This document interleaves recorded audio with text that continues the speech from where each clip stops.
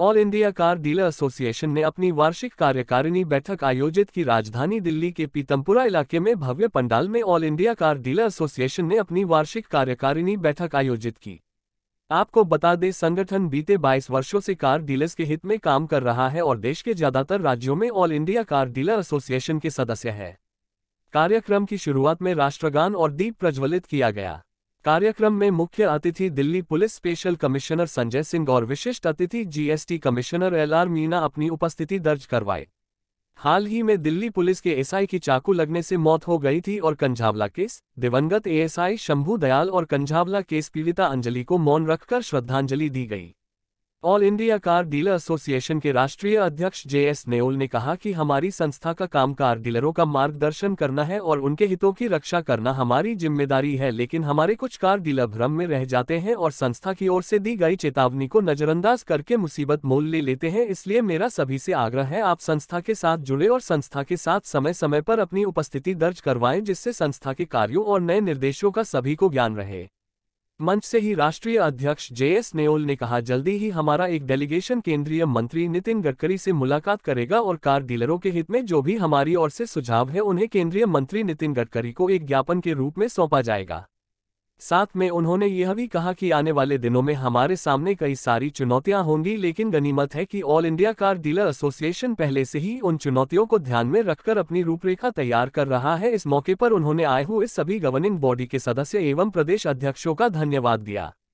Delhi police special commissioner Sanjay Singh ने कहा कि all India car dealer association ने देश भर में अपने सदस्य बनाकर एक मील का पत्थर तय किया है। किसी भी संस्था को देश भर में जाने के लिए बहुत सारी चुनौतियों का सामना करना पड़ता है, लेकिन राष्ट्रीय अध्यक्ष जेएस नेओल और उनकी टीम ने इस असंभव कार्य को संभव कर दिखाया है। इसके लिए यह बधाई के पात्र हैं।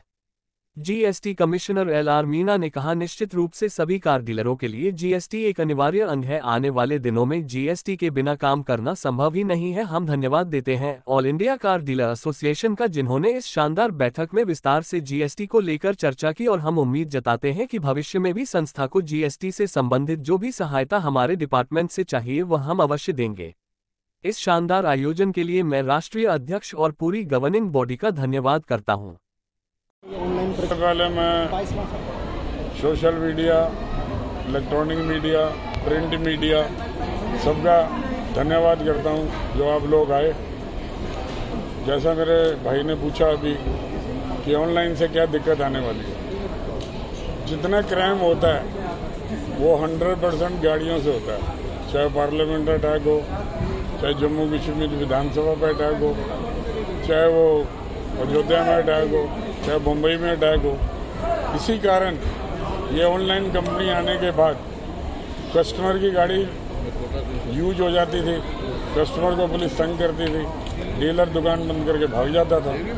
तब वो लोग रहेंगे इसमें जो वेल एजुकेटेड हैं, जो इसको प्रॉपर तरीके से चलाएंगे और प्रॉपर तरीके के इसके अंदर आएंगे। मेरे को बहुत खुशी है इस बात की कि आज हमारा एक नाम जुड़ा है। हम भी लोग हमको यूज्ड कार डीलर के नाम से इज्जत देंगे।